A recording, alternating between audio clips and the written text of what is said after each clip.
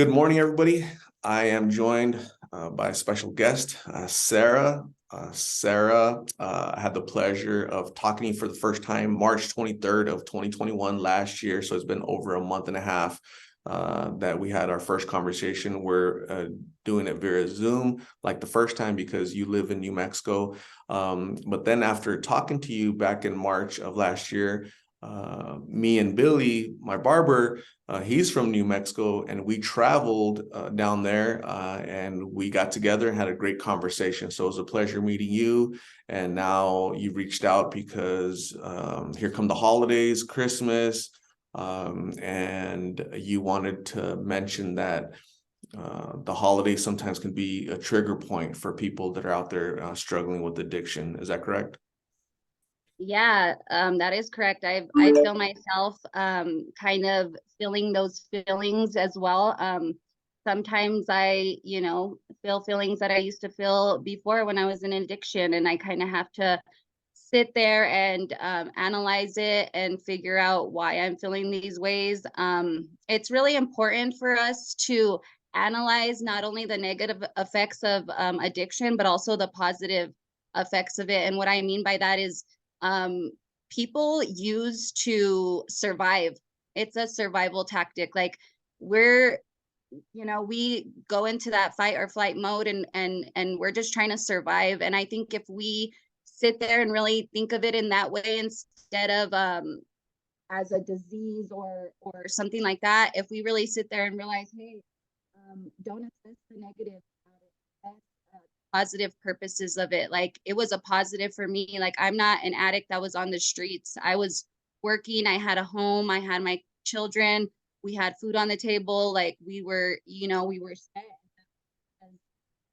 I was surviving. I wasn't somebody on the streets, and that could have happened to me using the fentanyl, but I just wanted to talk about the holidays, how hard it is for me still. But me realizing that and realizing, hey, I used to survive and now I have to figure out something else. And that's what I'm learning in therapy, which is very important. And we could keep busy. We could, be working and saying, hey, I'm keeping busy. I'm doing this and that for my health. But if we don't assess the traumas or the triggers of using, we can easily fall back into that cycle, especially now during the holidays. I remember one of the things that stood out to me when we first talked was that you've been clean all these years. How many years now? It's been about 2.5 now, Okay, 2.5 years I think. clean. But I remember you said that every day is a challenge because every day you could potentially be triggered. Again, that was back then. How are you doing now? You mentioned that you're going to therapy and they're giving you tools to combat some of those triggers, some of those memories. Is that correct? Is that helping? Yeah. So it's really important to have conversations. When we had a conversation, I would have never thought in a million years that I would have been on YouTube talking about my addiction. I was a closet user. Nobody knew that I used. I didn't use with people. I didn't have friends where we went and did these things. I did these things in secret, in private, to get me through the things that I needed to do to survive. And I think that's very important because when we talked back then, it was still a thought in my mind to use. Now, knowing the things like that I could do to help myself cope, knowing my triggers, knowing that I have to have boundaries with certain people, even if I love them, even though they're family members, has really helped me to not, I don't even think about it. Remember when we talked before, I told you like I would still think about it. Now it's not even a thought because I have my mind, I'm teaching my mind a different way, basically through therapy, which is very important. Gosh, that's so positive, and like you have a growth mindset. You're trying to improve and grow and I don't want to say trying to forget your past, but you're trying to move beyond it, learn from it, right? With those tools that you're learning in therapy. you sound better. You sound like you're more equipped to deal with something that might cause a trigger, a relapse. You sound stronger, and it's important for you to continue to talk and share what you've learned with the public out there, right? Because a lot of people watch this, and I'm confident that a lot of the people that comment or subscribers that watch my videos, they are in the situation that you used to be in, right? Closet, hidden, nobody knows. They're functioning, they're living like a normal life, but behind the scenes, they're battling addiction to get them through, to survive, and there's a trauma that they're trying to cover, right? So it's important, like you said, to talk, correct? Yes, yes. Oh my gosh, like us talking opened the door, like, to me, to my soul, to everything. Like, sometimes it's hard. I talk about like my parents a lot, and at first they kind of were like, what are you doing? Like, why are you telling all of what happened? Like, you know what I mean? Like, and that was hard for me, and I had to sit there and really, ask myself, is this something that I should be doing? Should I be airing out, what happened to me, my family, what my dad did? um but that's something I had to ask myself. I couldn't sit there and worry about what my dad was thinking, what my mom was feeling, because then I would be stuck in that hidden place, in that pain. And so me talking about it, it's helping my family talk about their traumas that they went to, which I've never heard about. I didn't know they had traumas. And then once you start understanding, hey, this is why they did this, this is why I do this, we all do everything for a purpose, even if we don't realize it. It's all for a purpose, and it's all because of like how we grew up and what we went through. And some people's traumas are worse than others. Like, I remember when we did that interview with Billy, I started kind of comparing myself to him, and I'm like, why can't I be 100% sober? Why can't I be in the gym and eating healthy? And then that's when I really had to sit with myself and say, hey, Sarah, you're different. You grew up different. You don't know what he went through. He doesn't know what you it's different. You're a different person. You have kids.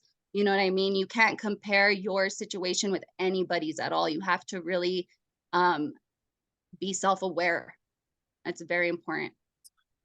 You bring up a good point, and something that we need to talk a little bit more about in general is it's okay to be vulnerable, right? Open up, share, right? So you just mentioned that your family aired out some of their trauma to you that you had no idea about, right? They've been masking it, right? Hiding it, closeting their trauma, and maybe that has caused some dynamics in the family.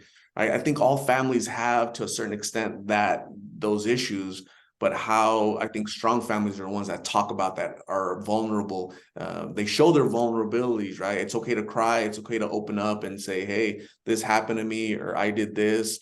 Let's talk about it. Let's move forward. But if everybody's hiding stuff, right, it has their own big closet, then we really don't move forward. We just all pretend like we're living, in a perfect world, but we all know that it's not. It's okay to say we're imperfect. It's okay to ask for help. It's okay to cry and ask for forgiveness. And I see a lot of growth in you. Those tools, that therapy is really working for you. And I commend you for your courage, because you reached out to a total stranger, right? You're in a different state. You saw me back a year and a half ago, and you saw that I was doing this, and hey, you connected to that, right? You're like, hey, that's familiar to my story. I'm gonna reach out to this guy, and I'm gonna share my story, because that's gonna be part of my growth. I want to help other people, that are in my situation. So I'm seeing a lot of growth, tremendous growth with you as a person, as a human being. You should be very proud of yourself. Your children and your family should be extremely proud of the growth that you've experienced in these past couple years, and the potential for future growth, right? Because the impact that you would have not only on yourself or your family, but others. How many lives can your words and wisdom save out there, right? So I'm really excited for everything you have to offer going forward, Sarah. What are your thoughts on that?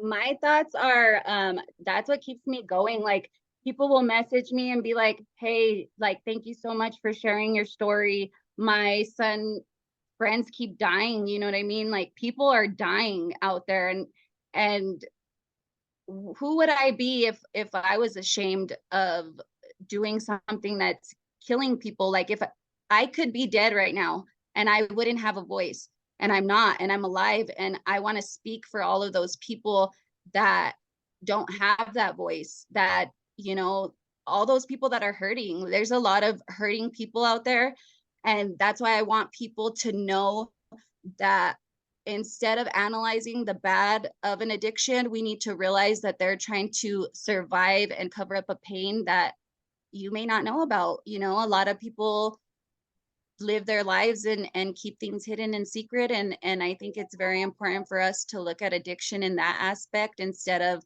you know, all the negatives that surround it. There's reasons why people do that, the things they do.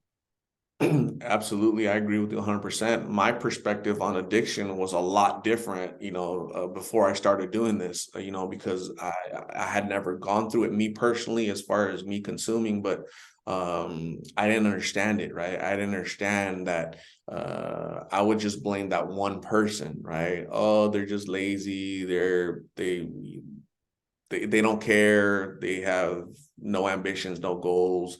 They dropped out of school. They don't want to do anything. They want the system to help, to Yeah. and that's wrong. That's wrong because instead of pointing fingers and castigating, I should offer help, try to understand that person and their story, because it's not that person. It's not only that person, it's the mom, the siblings, the family, the children in some cases, right? They're going through that as well. So I think as a society, we need to be more understanding, compassionate, demonstrate empathy, and really try to combat the issue. Give me your perspective on prevention through awareness. How can I talk more, you talk more on how do we prevent young people from uh, resorting to these pills, counterfeit fentanyl pills or blues, or any other substance to numb that trauma or that pain? How do we help them before they seek this? What do you think? So my kids are getting older, and one thing that I've learned is to not be afraid to talk to them about stuff like this. Like, you know how people say like, oh, marijuana is a gateway drug, but they don't really explain why it's a gateway drug. And sometimes people are like, oh, no, it's not. But it is, because our brains, it all has to do with our brains. You know, you could sit there and say it's all in your head. You know, people have told me that. My mom still tells me that till this day, even though I'm like sitting here trying to explain, yeah, mom, it is all in my head. It's in my brain. But what those things do is our brains are made to release dopamine when you do something positive, or, you know, you're doing something in your life that's, you know, that you're going up, you're becoming somebody. But once we start consuming things like marijuana, alcohol, you know, things that you don't really think, oh, that'll lead you to that road, it will, because you're starting to get this dopamine that's supposed to be a natural feeling when you accomplish something. You're giving that to yourself through the weed, through the alcohol, through the pills, and then your brain's all distorted and you're screwed. You know what I mean? You're like, so I talk to my kids about that. I tell them, don't even start like smoking marijuana, don't drink. It will change your brain in a negative way, and in a way that you'll just, you know, just keep wanting to get that dopamine in that way. And I think that's really what people should know, is that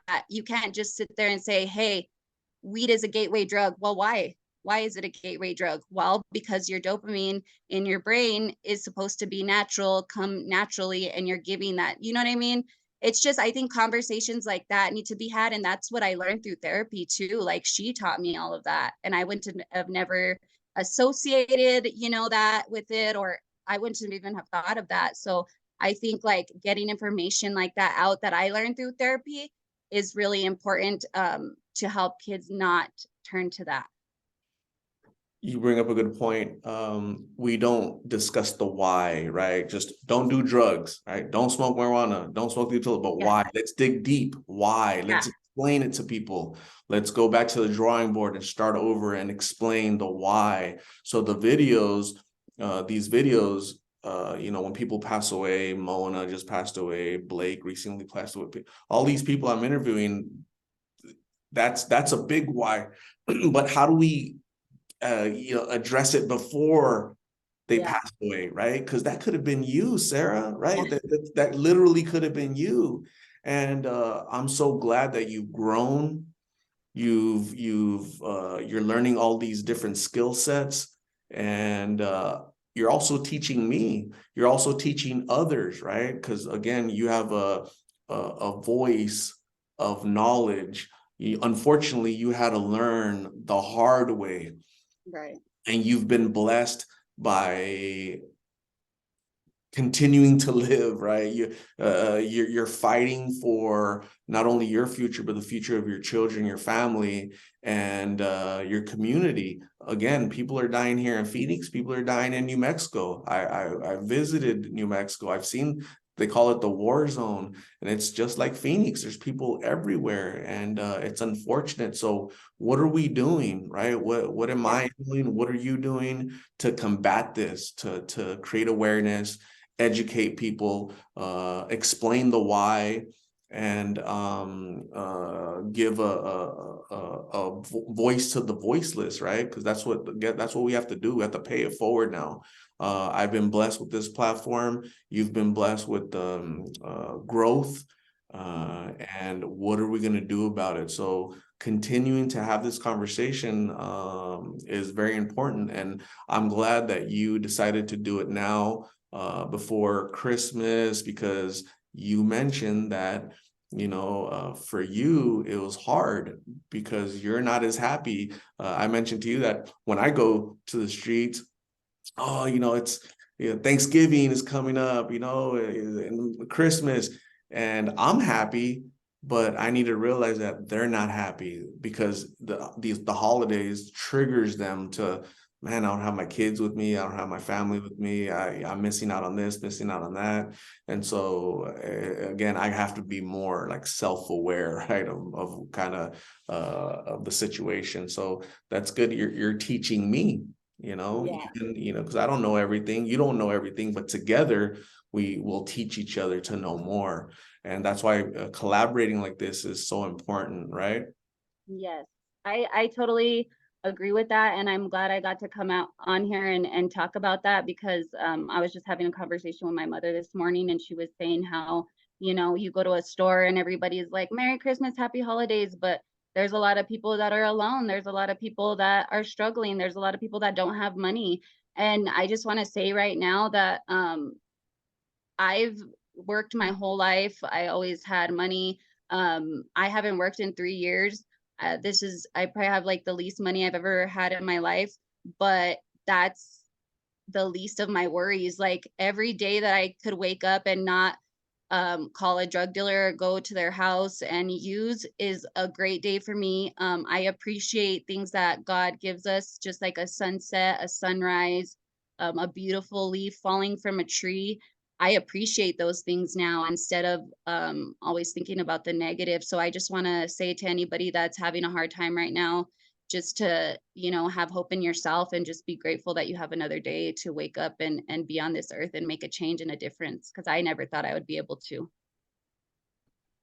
That's a great perspective, that a lot, it's a rat race right out here. So we're focusing on money, paying bills to buy more and more and more. But you're saying, you know what, I haven't been working for 3 years. I've been focused on the little things, my family growing, and just watching the simple things in life, enjoying the little things that, I definitely take for granted, and you give me good perspective. I need to go back and focus on the little things because that's where the beauty is at, right? The sun rising, the sun setting, and thanking God that I'm able to enjoy that because so many people aren't.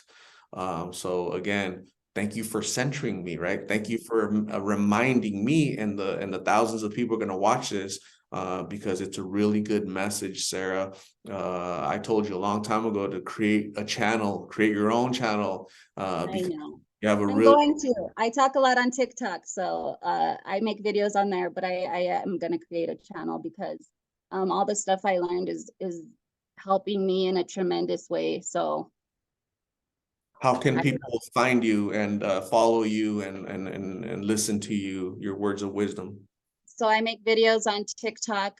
My username is a girl somewhere in New Mexico, and it's AGRLSUMWHRINNM. And Got that's it. why I talk right now, and I make a lot of videos, and I love to talk, and I love to talk about, all the things that affect me and to try to help. I love my community. I love everybody. I read all the comments. People still leave comments on the YouTube videos that I've made with you, and I still go and read those, and it gets me through. And I just want to say thank you to everybody who takes the time to do that. I appreciate it a lot.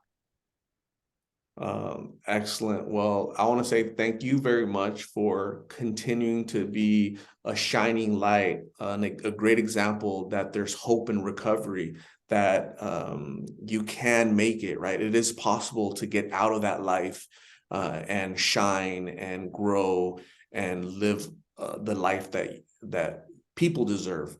It seems like you're very happy, not without your struggles, because I have my struggles too. I think as humans, we're going to struggle regardless, but how do we get through those struggles, right? How am I strong enough to get through a struggle, about a bad day? And I really appreciate you sharing, okay, your growth and the tools that you're learning. Continue to do so. Let's stay in touch. Me and Billy are talking about going to New Mexico in January, so we would love to see you. Okay. I'll Um, be there. yeah. So Sarah, thank you very much. It was nice talking to you, and we'll talk soon. Okay. Thank you, Art. I hope you have a good day, and thank you, everybody. God bless. God bless you. Bye. Bye.